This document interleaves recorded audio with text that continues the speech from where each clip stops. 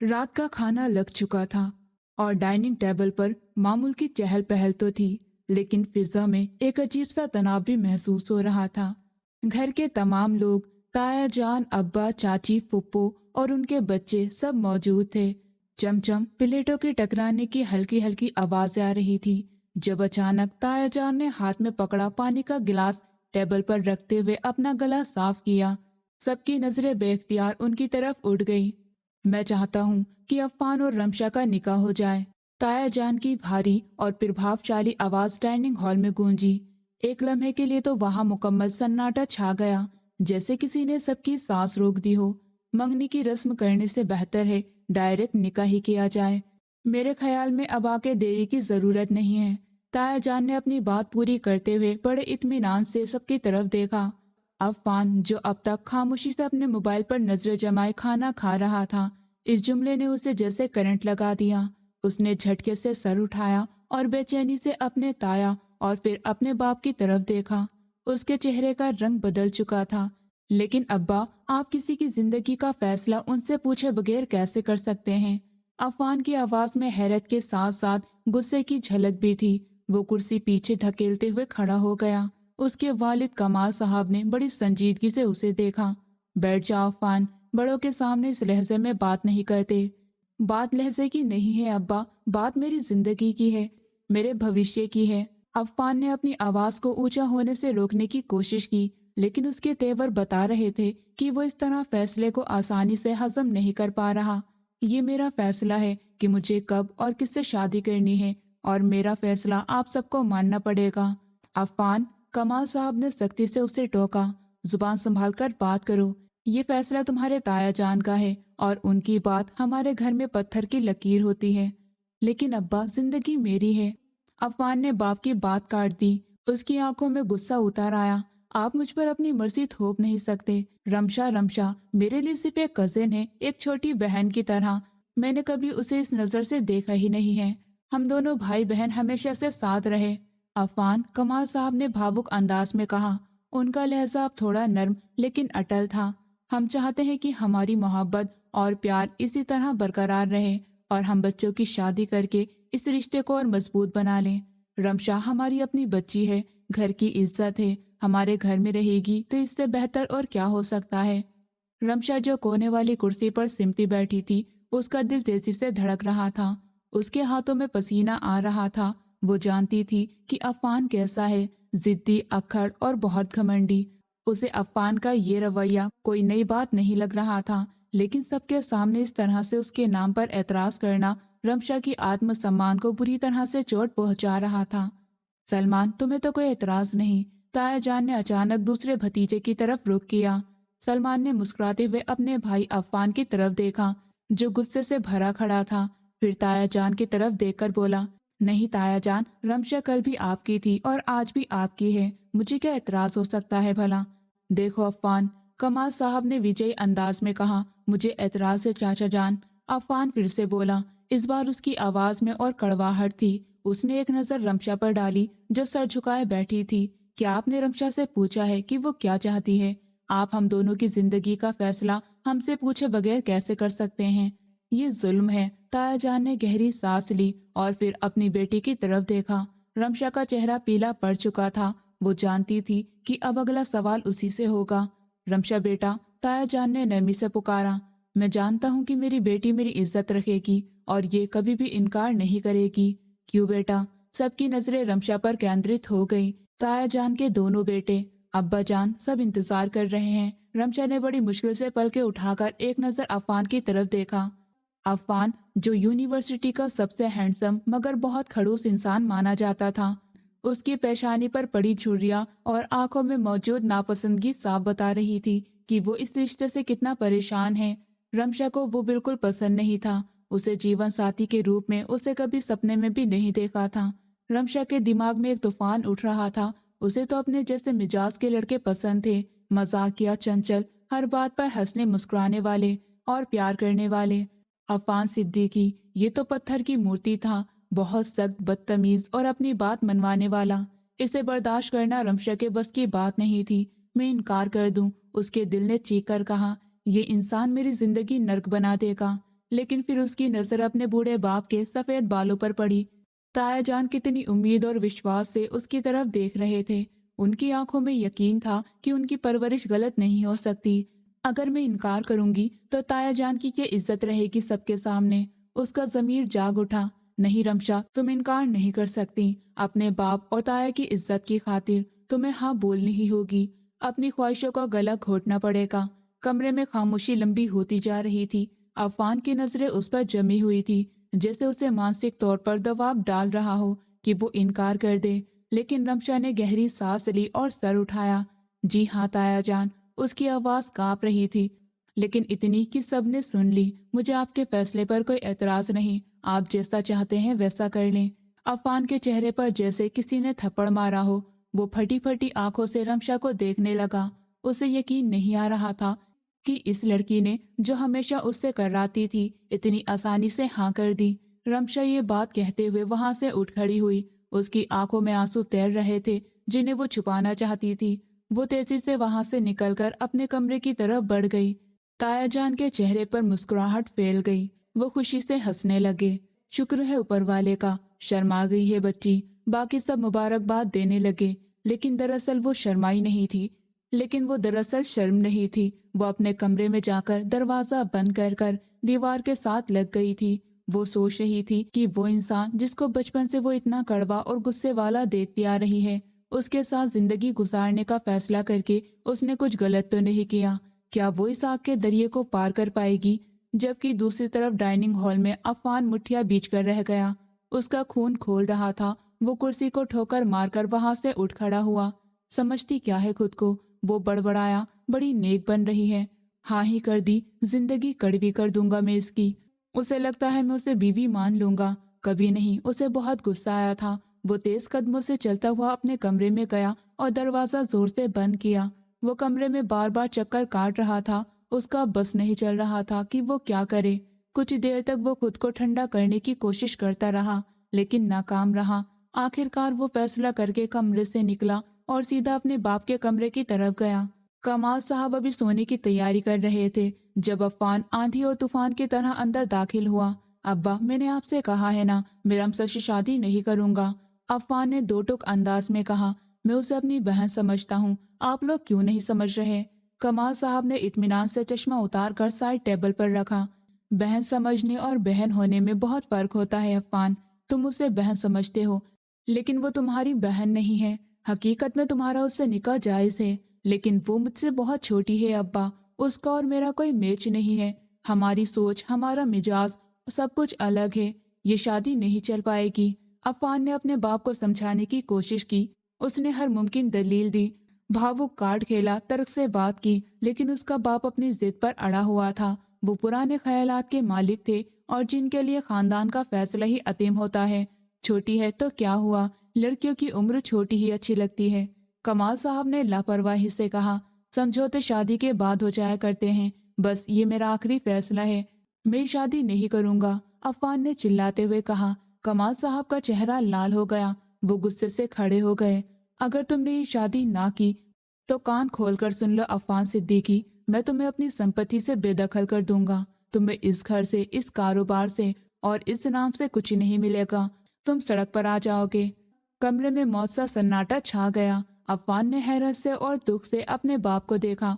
उसे यकीन नहीं आ रहा था कि उसके बाप ने उसे धमकी दी है। वो जानता था कि उसका बाप सिर्फ बोलता नहीं, वो ये धमकी हकीकत में भी बदल सकता है।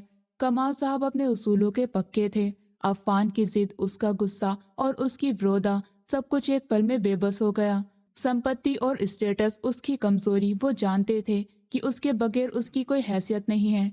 उसने नफरत भरी निगाहों से अपने बाप को देखा और बगैर कुछ कहे वहां से निकल गया। लेकिन जाते जाते उसने दीवार पर एक जोरदार मुक्का मारा, जिससे उसके हाथ से जोड़ सूझने लगे। अगले 8 दिन घर में हंगामा बना रहा।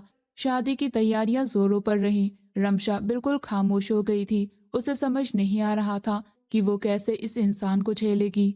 ताईजान और फुप्पो के साथ मिलकर शादी की सारी तैयारियां उसी ने करवाई थी। वो भी बीए के फर्स्ट ईयर में थी और उसके इम्तिहान करीब थे, लेकिन घर का माहौल ऐसा था कि वो किताब उठाने की हिम्मत भी नहीं कर पा रही थी। तायाजान चाहते थे कि शादी हो जाए, बस निकाह हो जाए। उनका कहना था कि उसके बाद जब चाहे ये पढ़ सकती है, अफान कौन सा इसे मना करेगा। लेकिन फिर निकाह से सिर्फ 2 दिन पहले जब तायाजान ने अफान के तौर तरीके देखे, उसकी उदासी और घर से गायब रहना नोट किया, तो उन्होंने एक और फैसला सुना दिया कि निकाह के साथ रुखसती भी होगी। और ये खबर अफान के लिए किसी बम से कम न थी। वो दोस्तों के साथ बाहर बैठा था जब उसे सलमान का फोन आया। क्या बकवास कर रहे हो? अफान ने फोन पर चीखते हुए कहा। अभी तो सिर्फ निकाह की बात हुई है, ये रुखसती बीच में कहाँ से आ गई? तायाजान का फैसला है भाई, सलमान ने डरते डरते कहा। वो कह रहे हैं कि लड़की जवान है और निकाह के बाद उसे घर में बिठाकर रखने का कोई मतलब नहीं बनता। अफान ने गुस्से से फोन काट दिया। उसका दिल चाह रहा था कि सब कुछ तोड़फोड़ कर दे। उसकी आज़ादी, उसकी मर्जी, सब कुछ उसे एक फैसले की भेंट चढ़ा गया था। और इस सब का जिम्मेदार वो रमशा को ही समझ रहा था।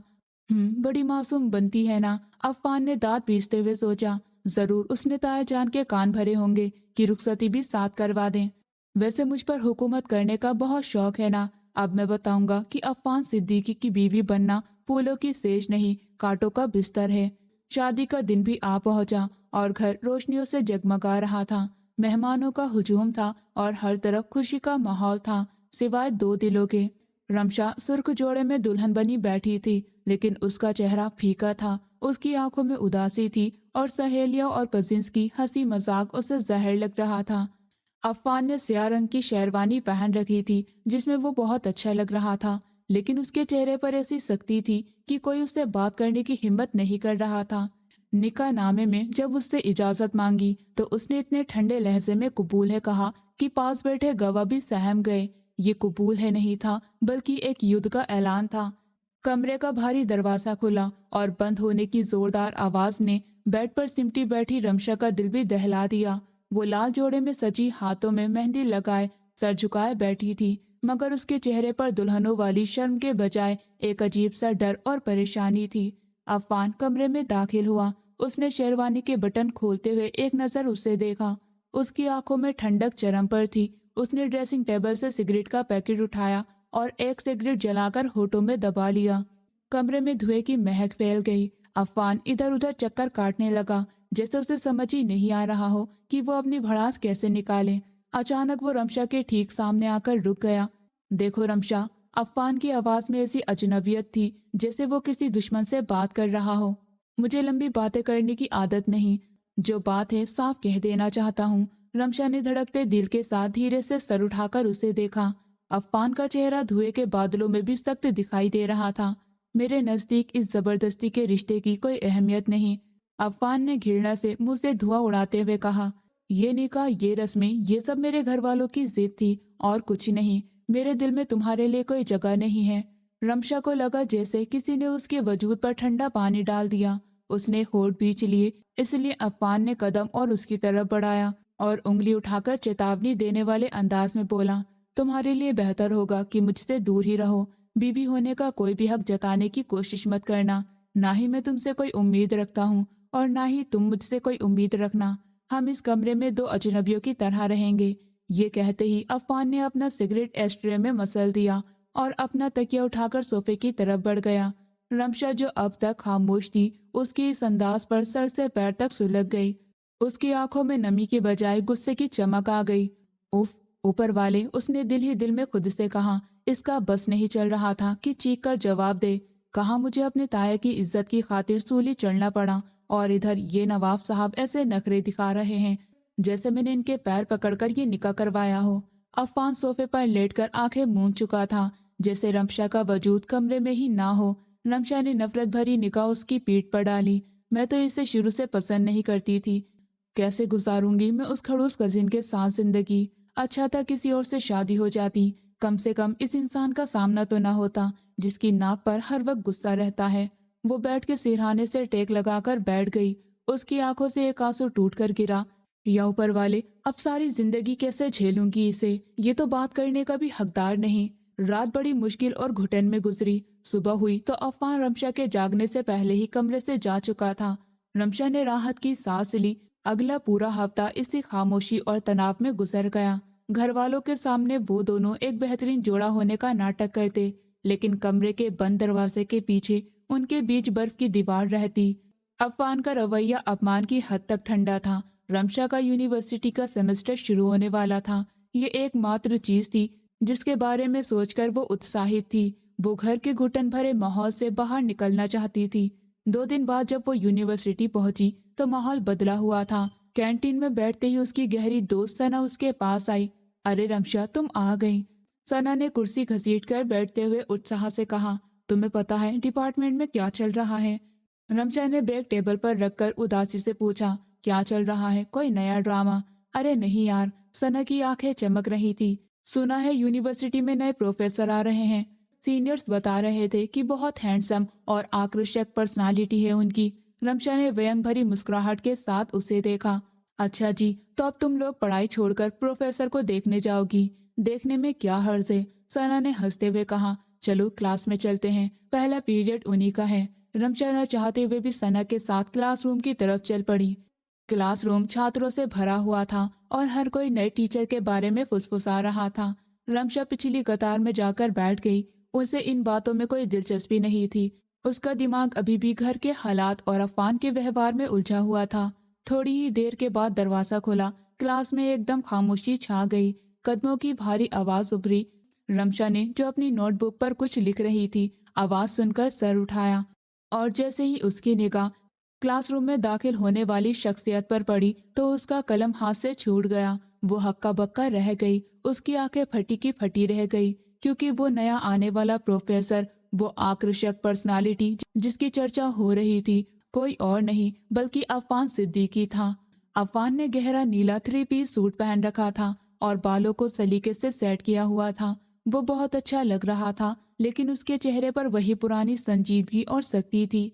नहीं, ये नहीं हो सकता। रमशा ने बेचैनी से खुद से कहा, ये यहाँ क्या कर रहे हैं? वो तो उससे उस कजिन का रिश्ता भी छुपाए रखना चाहती थी और अब वो उसका पति बन चुका था। रमशा के दिमाग में फौरन ये ख्याल आया कि अफवान कभी किसी के सामने ये नहीं कहेगा कि रमशा उसकी कजिन है। बीवी होना तो बहुत दूर की बात है। अपने आप को बहुत बड़ा समझते हैं, अब सबके सामने कैसे नाटक करेंगे? रमशा को अपनी हालत पर तरस आने के बजाय अचानक हंसी आ गई। मुझसे रिश्ता छुपाने के चक्कर में कहीं खुद ही ना फंस जाएं। अफवान डाइस पर खड़ा हुआ। उसने क्लास पर एक नजर डाली। जब उसकी नजर आखिरी कतार पर बैठी रमशा पर पड़ी तो उसकी आंखों में जरा सी भी शर्म नहीं आई। उसने ऐसे देखा जैसे वो उसे जानता ही ना हो। अफवान की भारी और प्रभावशाली आवाज गूंजी, मेरा नाम अफवान सिद्दीकी है और मैं आपका नया कोर्स इंस्ट्रक्टर हूँ। उसने व्हाइट बोर्ड पर अपना नाम लिखा और फिर पलटकर क्लास की तरफ देखा। उसका अंदाज बहुत प्रोफेशनल और सख्त था। मेरी क्लास के कुछ नियम हैं जो मैं पहले ही दिन स्पष्ट कर देना चाहता हूँ। अफवान ने दोनों हाथ डाइस पर रखते हुए कहा, यहाँ पर कोई किसी का रिश्तेदार नहीं, कोई किसी का दोस्त नहीं, मेरे लिए सब छात्र बराबर हैं। रमशा ने भौं उठाकर उसे देखा। वो अच्छे से समझती थी कि ये शब्द किसके लिए इस्तेमाल हो रहे हैं। अफवान ने अपनी बात जारी रखी। उसकी नजर सीधी रमशा की तरफ थी, इसलिए कोई भी मुझसे ज्यादा आजादी लेने की कोशिश ना करे। सिफारिश और रिश्ते मेरी क्लास में नहीं चलेंगे। इस वक्त यहाँ बैठा हर शख्स मेरे लिए सिर्फ एक रोल नंबर है। रमशा ने होठ बीच लिए। बड़े आए नियमों वाले। उसने दिल में सोचा, ये चेतावनी पूरी क्लास को नहीं सिर्फ मुझे दी जा रही है। जैसे मैं तो मर रही हूं ना इनसे रिश्ता जताने के लिए। अफवान ने लेक्चर शुरू कर दिया। वो वाकई बहुत अच्छा पढ़ा रहा था। पूरी क्लास उसके जादू में बंधी हुई थी, लेकिन रमशा को उसकी हर अदा में दिखावा और घमंड दिखाई दे रहा था। जिस इंसान को बीवी का रिश्ता छुपाने की जरूरत हो, वो प्रोफेसर बनकर कितना बड़ा तमाशा करेगा, ये देखने वाला होगा। रमशा को सोचकर ही हंसी आ गई। उसने जानबूझकर चेहरे पर एक लापरवाही मुस्कान भर ली। क्लास खत्म होने के बाद अफवान अपनी फाइल समेटकर बाहर निकला। लड़कियां तेजी से उसके पीछे गई। रमशा भी धीमी चाल से बैग कांधे पर डाले बाहर निकली। कॉरिडोर में उसने एक अजीब सा मंजर देखा। अफवान एक लड़की के साथ खड़ा था जो उसकी क्लास फेलो थी। वो लड़की बड़े नाजों से अफवान से कुछ पूछ रही थी और वो अफवान, जो घर में रमशा की तरफ देखना भी पसंद नहीं करता था, उस लड़की के साथ हंस हंस कर बातें कर रहा था।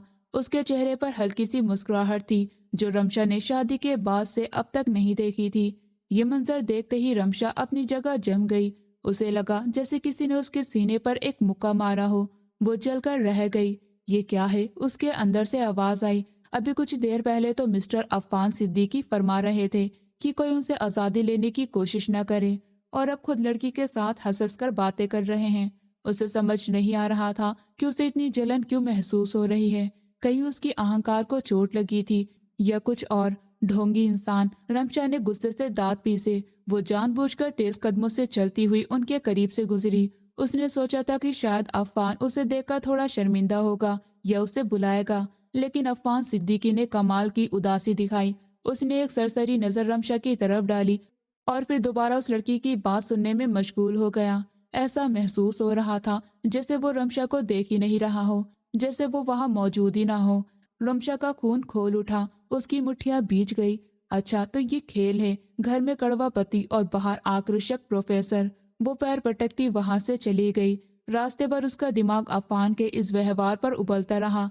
अब जब भी रमशा उसे किसी भी छात्र के साथ बातें करते देखती तो न जाने क्यों उसे एक अजीब सी जलन महसूस होने लगती थी। वो शख्स जो उसके निकाह में था, यूनिवर्सिटी में लड़कियों के साथ हंसमुख था, और घर आकर वही पत्थर की मूरत। इन दोनों के बीच दूरी बढ़ती जा रही थी। अफान घर आकर भी रमशा से कोई बात नहीं करता था और सीधा अपने कमरे में आकर बंद हो जाता। और क्लास में एक मुश्किल असाइनमेंट मिली थी। रमशा को टॉपिक की समझ नहीं आ रही थी। उसने सोचा वो किसी और से पूछ लेगी, लेकिन फिर उसकी अना जाग गई। क्यों पूछूं किसी और से? पति है मेरा और टीचर भी, ये मेरा हक है। क्लास खत्म होने के बाद जब सब जा चुके थे तो रमशा हिम्मत करके अफान की मेस के पास गई। अफान अपनी डायरी में कुछ नोट कर रहा था। सर, रमशा ने औपचारिक अंदाज में पुकारा तो अफान ने सर उठाया। उसकी आंखों में सवाल था। मुझे थोड़ा सा इस असाइनमेंट के बारे में विस्तार से बता दें, मुझे इसकी अच्छे से समझ नहीं आई, रमशा ने संजीदगी से कहा। वो उम्मीद कर रही थी कि अफान उसे डांटेगा या घर जाकर पूछने को कहेगा, लेकिन अफान का जवाब बिल्कुल अलग था। उसके होठों पर एक व्यंग भरी मुस्कुराहट उभरी। उसने कुर्सी पुष्ट से टेक लगाते हुए रमशा को ऊपर से नीचे तक देखा। ठीक है। अफान की आवाज में बहुत नरमी थी, लेकिन शब्द कड़वे थे। कुछ बच्चे होते हैं जो कम समझने वाले होते हैं, उन्हें बार बार समझाने की जरूरत पड़ती है। मैं समझता हूँ आपकी मजबूरी है। रमशा का चेहरा शर्मिंदगी और गुस्से से लाल हो गया। कम समझ, मैं समझा देता हूँ आपको। अफान ने अपनी घड़ी की तरफ देखा। आप जरा ब्रेक में मेरे ऑफिस में आ जाएं, यहाँ क्लास में और भी काम है। ये बात सुनते ही रमशा के पैरों तले जमीन खिसक गई। ऑफिस में अकेले, न जाने ये शख्स वहां उसकी कितनी और बेइज्जती करेगा। उसे समझ नहीं आ रहा था कि वो क्या करे। अफान की आंखों में एक चुनौती थी, जैसे वो कह रहा हो, आओ देखते हैं कितनी हिम्मत है तुम में। रमशा ने अपनी किताबें सीने से लगाई। जी बेहतर, उसने मुश्किल से कहा और तेजी से क्लास से निकल गई। लेकिन वो ऑफिस नहीं गई। उसकी हिम्मत ही नहीं हुई थी वो और अपना अपमान बर्दाश्त कर सके। वो सारा दिन कैंपस में इधर से उधर घूमती रही और छुट्टी होते ही सीधी घर आ गई। शाम को जब वो अपने कमरे में पानी लेने निकली तो गलियारे में उसका सामना अफवान से हुआ। वो अपनी यूनिवर्सिटी से वापस आया था और टाई की गांठ ढीली कर रहा था। रमशा उसे नजरअंदाज करके गुजरने लगी तो अफवान ने भयंग भरे लहजे में रोका। असाइनमेंट समझने नहीं आई? तो रमशा रुक गई। उसने पलटकर अफवान को देखा, जिसके चेहरे पर एक अर्थपूर्ण मुस्कुराहट थी। यहाँ कोई यूनिवर्सिटी नहीं खुली, ये हमारा घर है। रमशा ने तीखा जवाब दिया, और मैं ऑफिस में इसलिए नहीं आई क्योंकि मुझे कम समझ होने का ताना दोबारा नहीं सुनना था। हाँ, जानता हूँ मैं अच्छी तरह।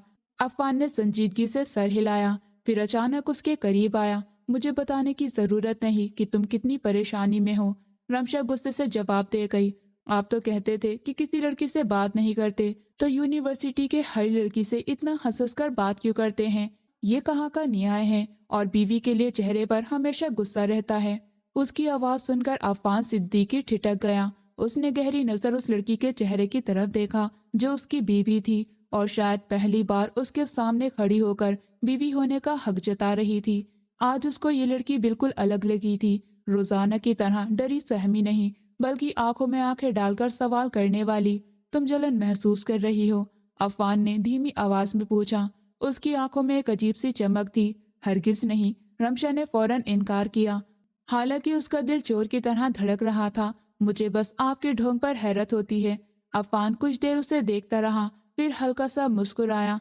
इस बार वयंग के बगैर देखते ही यह हैरत कब तक बरकरार रहती है। वो अपने कमरे में चला गया, लेकिन रमशा वहीं पर खड़ी रही। उसे पहली बार महसूस हुआ कि शायद उसने अफवान की कमजोर नस पर हाथ रख दिया। यूनिवर्सिटी की बहुत सी लड़कियां थी जो प्रोफेसर अफवान सिद्दीकी से बात करना चाहती थी, लेकिन वो रमशा थी जो हर काम खामोशी से करती थी। और पहली बार उसने असाइनमेंट के बारे में पूछा और पहली बार उसने हक जताया। उस रात अफवान सिद्दीकी अपने लैपटॉप पर काम करने के बजाय बार बार दरवाजे की तरफ देख रहा था, इस लड़की के बारे में सोचते हुए जो उसके वैध रिश्ते में थी और अब धीरे धीरे उसके नसों पर सवार हो रही थी। सुबह की रोशनी खिड़कियों से छनकर कमरे में आ रही थी, लेकिन कमरे के अंदर का माहौल अभी तक प्रदूषित था। रमशा ड्रेसिंग टेबल के सामने खड़ी बाल ब्रश कर रही थी जब शीशे में उसे अफान का प्रतिबिंब दिखाई दिया। वो बेड पर बैठा लैपटॉप पर कुछ कर रहा था, लेकिन उसकी नजरें लैपटॉप की स्क्रीन पर नहीं बल्कि रमशा पर जमी थी। जैसे ही रमशा की नजर शीशे में उससे मिली, अफान ने हड़बड़ाकर नजरें हटा ली और तेजी से कीबोर्ड की तरफ उंगलियां चलाने लगा। अजीब इंसान है, रमशा ने दिल में सोचा और होठों पर एक व्यंग भरी मुस्कुराहट आ गई। चोरी पकड़ी भी जाए तो मानते नहीं। उसने अपना बैग उठाया और जाने के लिए मुड़ी। नाश्ता, अफान की भारी आवाज पीछे से आ गई। उस लहजे में आदेश कम और सवाल ज्यादा था। रमशा रुकी नहीं, बस चलते चलते ठंडे लहजे में बोली, मुझे भूख नहीं, आप कर लीजिएगा, टेबल पर लगा दिया है। मैंने पूछा नहीं, बताया है कि नाश्ता करके जाओ। अफान ने लैपटॉप बंद करते हुए सख्ती से कहा। यूनिवर्सिटी में चक्कर खाकर गिर जाओगी तो लोग क्या कहेंगे। प्रोफेसर अफान की बीवी को घर में खाना नहीं मिलता। रमशा दरवाजे की चौखट पर रुक गई। वो पलटी और सीधा उसकी आंखों में देखा। लोगों को तो ये भी नहीं पता कि मैं प्रोफेसर अफान की बीवी हूँ। उसकी आवाज में कड़वाहट थी। तो आपकी प्रतिष्ठा को कोई नुकसान नहीं पहुंचेगा, आप बेफिक्र रहें। ये कहकर वो कमरे से निकल गई। अफान मुठिया बीच कर रह गया। इस लड़की की जुबान अब कुछ ज्यादा ही चलने लगी है। पहले वो खामोश रहती थी तो अफान को चिढ़ होती थी। जब वो बोलती थी तो अफान को अपना आपा खोया हुआ लगता था। बहुत बोलने लगी हो तुम रमशा, वो बड़बड़ाया, तुम्हें लगाम डालनी ही पड़ेगी। यूनिवर्सिटी पहुंचकर रमशा का मूड फिर से खराब हो गया। कॉरिडोर में दाखिल होते ही उसे अफान नजर आया। वो स्टाफ रूम के बाहर खड़ा था और उसके आसपास 3-4 सुंदर लड़कियां खड़ी थी। वो किसी बात पर जोर जोर से हंस रहे थे। अफान के चेहरे पर वो आकर्षक और नरमी थी जो रमशा के लिए कभी उपलब्ध नहीं थी। रमशा के कदम वही रुक गए। उसके सीने में फिर से वही आग सुलग उठी। ये शख्स घर में मुझे मुंह दिखाना पसंद नहीं करता, और देखो यहाँ कैसे दांत दिखा रहा है। उसकी मुट्ठी में पकड़ी किताबें बीच गई। बहुत शौक है ना इन्हें अपने प्रीशांस को का। अब मैं बताती हूँ कि नजरअंदाज किया जाना कैसा होता है। रमशा ने गहरी सांस ली। उसने अपने चेहरे के भाव बदले और सामने से गुजरते अपने क्लास फेलो एहसन को आवाज दी। एहसन, सुनो सरा। एहसन जो एक शांत और पढ़ाकू लड़का था, हैरत से रुका। जी रमशा। रमशा उसके करीब गई और चेहरे पर एक बड़ी सी चालाकिया मुस्कुराहट सजा ली। वो कल वाली असाइनमेंट के नोट्स तो दिखाना, मुझे एक पॉइंट समझ नहीं आ रहा। अफान जो लड़कियों की बातों पर सर हिला रहा था, अचानक उसकी छठी इंद्री जागी। उसने गर्दन मोड़कर देखा तो सामने का मंजर देखकर उसकी मुस्कुराहट जम गई। रमशा उसकी बीवी किसी अच्छे लड़के के इतने करीब खड़ी थी और हंस हंस कर बातें कर रही थी। और वो मुस्कुराहट, वो तो अफान के लिए वर्जित थी, तो उस लड़के को कैसे मिल रही थी। अफान के चेहरे का रंग लाल होने लगा। पास खड़ी लड़की ने कुछ कहा लेकिन अफान ने सुना ही नहीं। उसका तो सारा ध्यान रमशा और एहसन पर केंद्रित था। एक्सक्यूज मी, अफान ने सख्त लहजे में लड़कियों से कहा और तेज कदमों से वहां से चला गया। लेकिन वो रमशा के पास नहीं गया बल्कि सीधा अपनी क्लास की तरफ बढ़ गया। रमशा ने कनखनियों से उसे जाते देख लिया। उसके दिल को एक अजीब सी राहत मिली।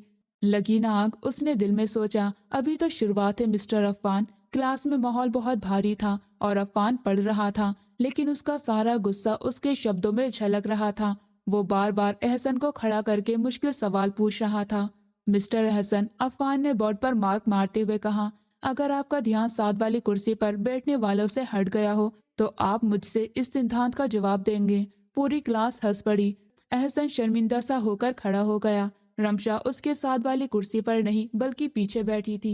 समझ गई कि ये व्यंग किसके लिए है। उसने डरने के बजाय कलम होठों से लगाया और बड़ी मासूमियत से अफान की तरफ देखा, जैसे कह रही हो, क्या हुआ सर, सब ठीक है ना। अफान को लगा उसका दिमाग फट जाएगा। ये लड़की उसे चुनौती दे रही थी। क्लास खत्म होने के बाद जब सब निकल रहे थे तो अफान ने ऊंची आवाज में कहा, मिस रमशा आप रुकें। रमशा के कदम रुक गए। क्लास खाली हो चुकी थी और वो धीरे से मुड़ी। जी सर। अफान डायसिस से उतरकर उसके करीब आया। उसका कद रमशा से काफी लंबा था, इसलिए रमशा को उसे देखने के लिए सर उठाना पड़ा। ये क्या तमाशा था कॉरिडोर में। अफान की आवाज धीमी थी, लेकिन उसमें गुस्सा था। कौन सा तमाशा सर? रमशा ने अनजान बनते हुए पूछा। मैं समझी नहीं। मत बनो अनजान रमशा। अफान ने दांत पीसे। इस लड़के का क्या नाम है? इसका एहसन। इसके साथ तुम इतनी आजादी लेने की क्या जरूरत थी? दांत कुछ ज्यादा ही नहीं दिख रहे तुम्हारे। रमशा के चेहरे से मुस्कुराहट गायब हो गई। उसने संजीदगी से अफान को देखा। मैं आजादी नहीं ले रही थी, नोट्स मांग रही थी। और जहां तक दांत दिखाने की बात है तो उसने एक कदम और आगे बढ़ाया। मुस्कुराहट पर तो किसी का हक नहीं होता ना सर। आप भी तो बाहर खड़े हंस हंस कर बातें कर रहे थे। मैंने तो नहीं पूछा कि वो लड़कियां कौन थी। तुम मेरी तुलना खुद से मत करो। अफान ने उसके बाजू को पकड़ने की कोशिश की, लेकिन फिर रुक गया। मैं मर्द हूँ और मेरा पेशा है। लेकिन तुम मेरी। वो रुक गया। बीवी का शब्द उसके गले में अटक गया। मैं आपकी क्या हूँ सर? रमशा ने चुभती हुई नजरों से पूछा। छात्र, कजिन या बोझ? अफान की आंखों में एक पल के लिए लाचारी उभरी, फिर वही पुरानी सख्ती लौट आई। तुम मेरे घर की इज्जत हो। उसने उंगली उठाकर चेतावनी दी। और अफान सिद्दीकी अपनी इज्जत को सड़कों पर नीलाम होते हुए नहीं देख सकता। आगे से किसी लड़के के साथ अगर तुम नजर आ गई तो? रमशा ने वेंद्र से पूछा। क्या कर लेंगे आप? तलाक दे देंगे? अफान को जैसे झटका लगा। उसने बेचैनी से रमशा को देखा। ये शब्द इतनी आसानी से उसके मुंह से कैसे निकल गया? जुबान संभाल कर बात करो। अफान ने खतरनाक लहजे में कहा। मैं क्या कर सकता हूँ ये तुम सोच भी नहीं सकती। बेहतर है मेरे सब्र की परीक्षा ना लो। वो गुस्से से मुड़ा और क्लास से बाहर निकल गया। रमशा वही खड़ी रही। उसका दिल तेजी से धड़क रहा था। उसे डर भी लग रहा था, लेकिन साथ ही एक अजीब सी जीत का नशा भी था। इसका मतलब है कि फर्क पड़ता है। रमशा ने खुद से कहा। इन्हें जलन होती है। शाम को घर का माहौल और तनावपूर्ण था। खाने की मेज पर ताया जान और अब्बा खुद मौजूद थे, इसलिए अफान और रमशा खामोश थे। लेकिन उन दोनों की नजरें एक दूसरे से टकरा रही थी।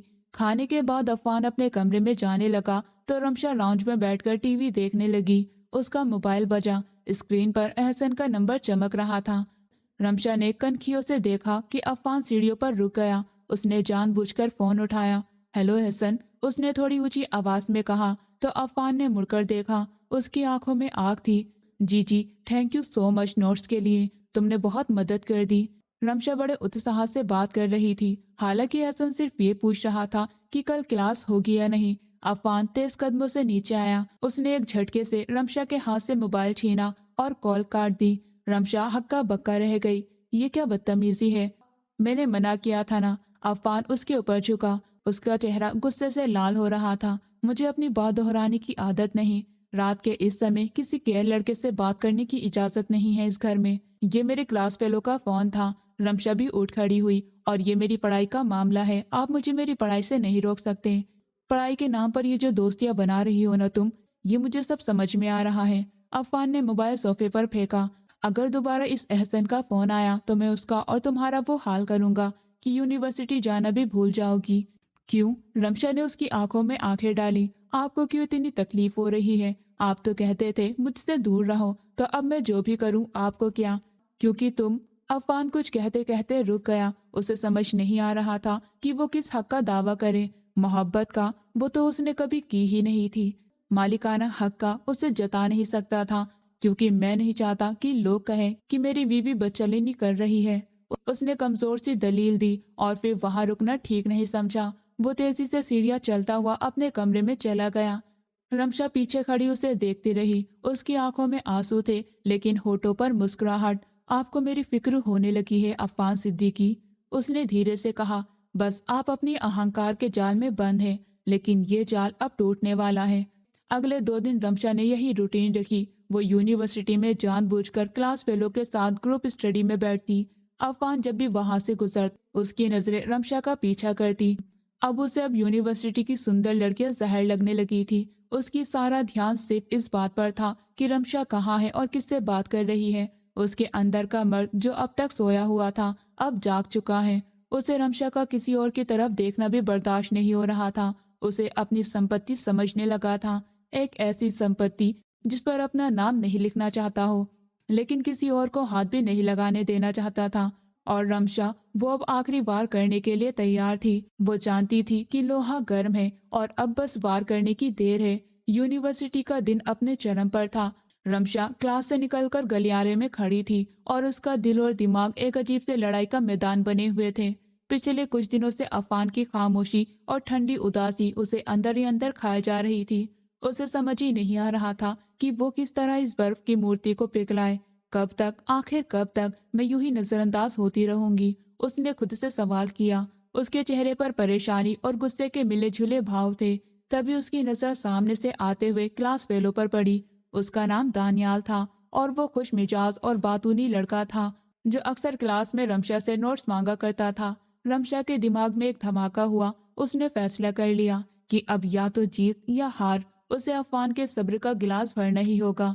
रमशा ने आगे बढ़कर दानियाल को आवाज दी, दानियाल जरा रुकना। उसके लहजे में ऐसी मिठास थी जो पहले कभी नहीं थी। दानियाल हैरत से रुक गया। जी रमशा, खैरियत? उसने खुशगवार हैरत से पूछा। कुछ नहीं, बस सर में दर्द था तो सोचा चाय पी लूं। अकेले पीने का दिल नहीं कर रहा था। क्या तुम मेरे साथ कैंटीन तक चलकर एक कप चाय पियोगे?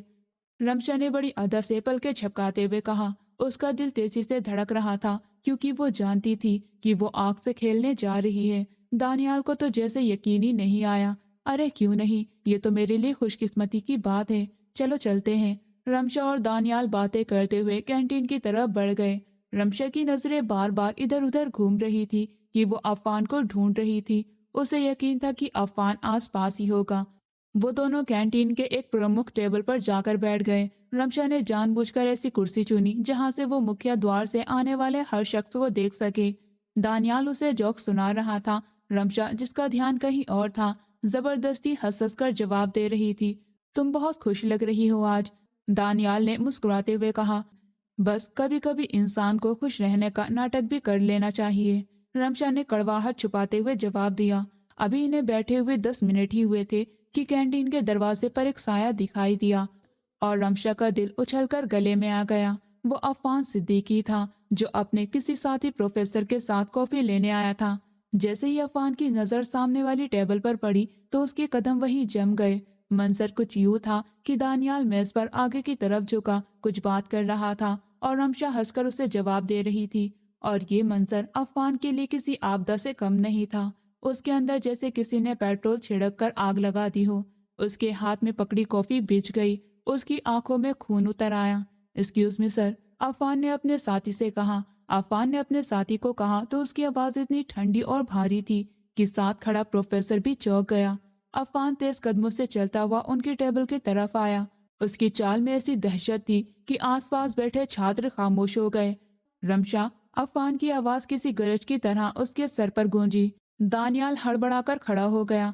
सर आप, मैं वो। अफान ने दानियाल की बात का जवाब देना तो दूर उसकी तरफ देखा तक नहीं। उसका सारा ध्यान और गुस्सा सिर्फ रमशा पर ही केंद्रित था। उसके सर पर खड़ा था और उसकी आंखों में आग निकल रही थी। ये क्या हो रहा है यहाँ? उसने दांत पीसते हुए पूछा। चाय पी रहे हैं, रमशा ने कप में चम्मच चलाते हुए लापरवाही से जवाब दिया। आप भी पियेंगे सर? ये वाक्य अफान के सब्र को तोड़ने के लिए काफी था।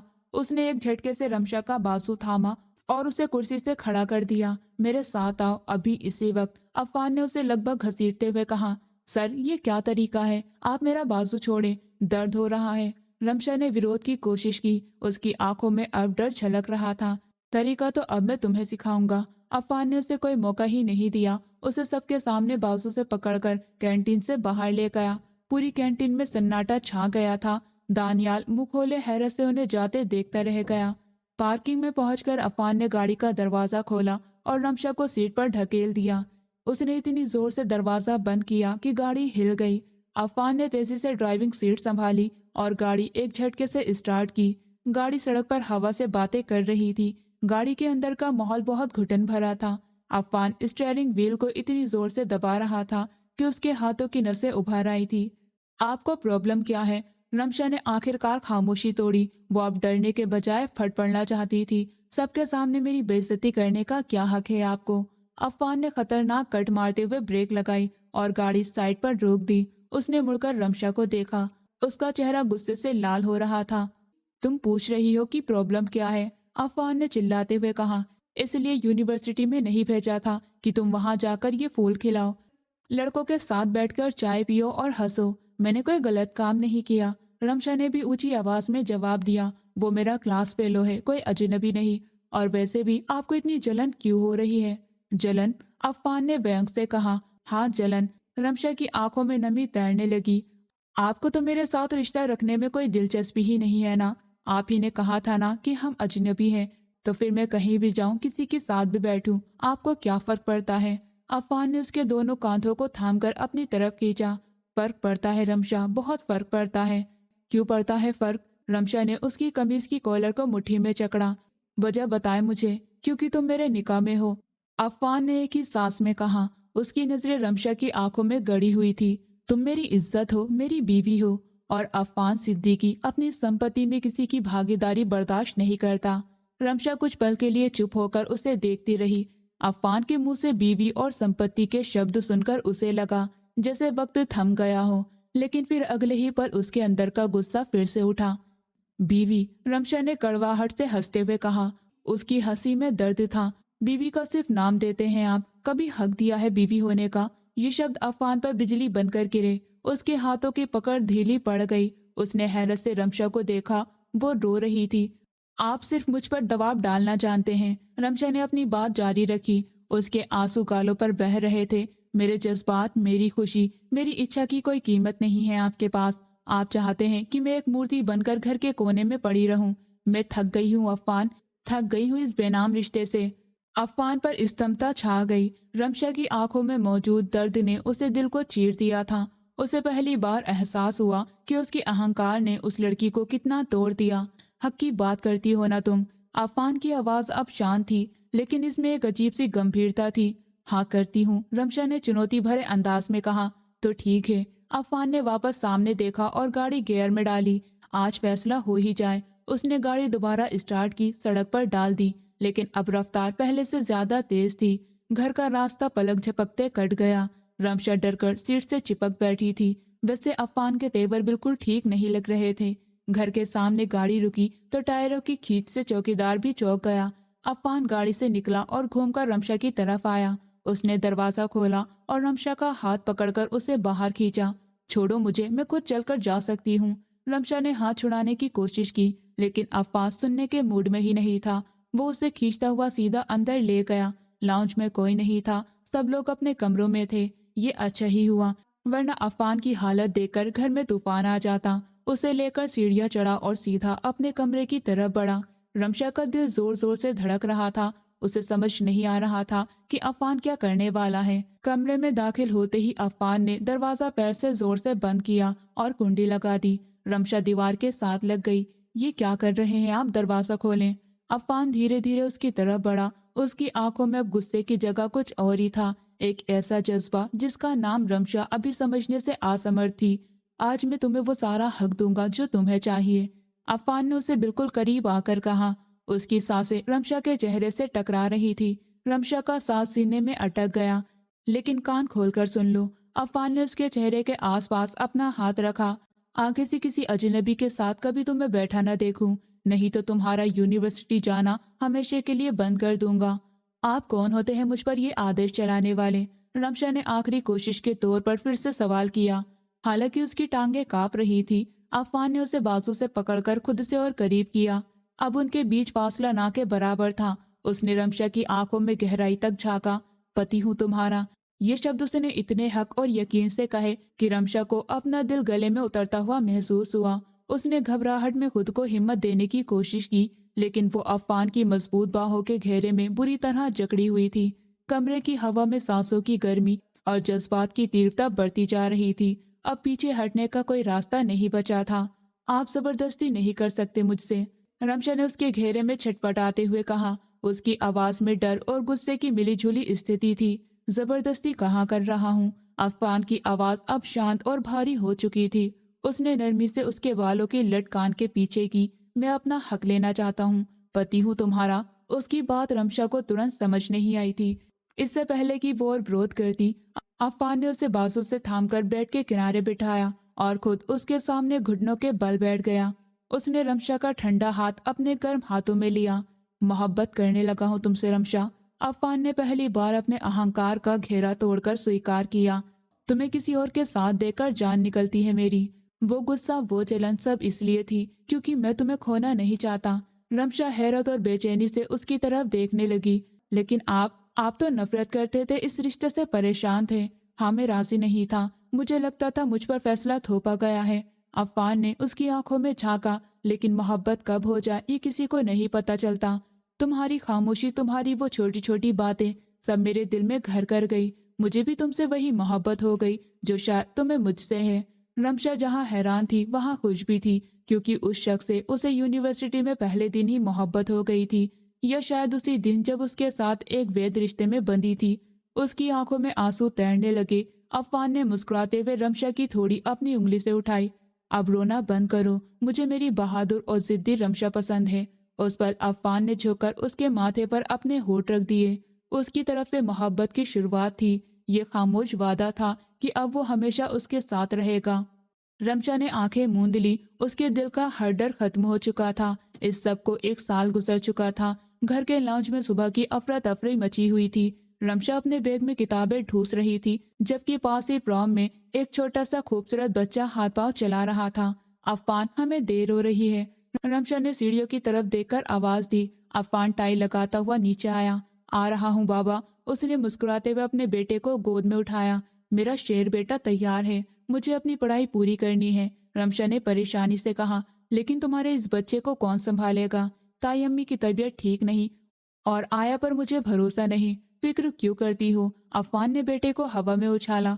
इस बच्चे का प्रोफेसर बाप अभी जिंदा है ना? क्या मतलब? रमशा रुक गई। मतलब ये कि ये बच्चा मेरे साथ यूनिवर्सिटी जाएगा, मेरे कैबिन में रहेगा, और जब मैं क्लास में होऊंगा तो ये मेरे साथ जूनियर प्रोफेसर बनकर क्लास की निगरानी करेगा।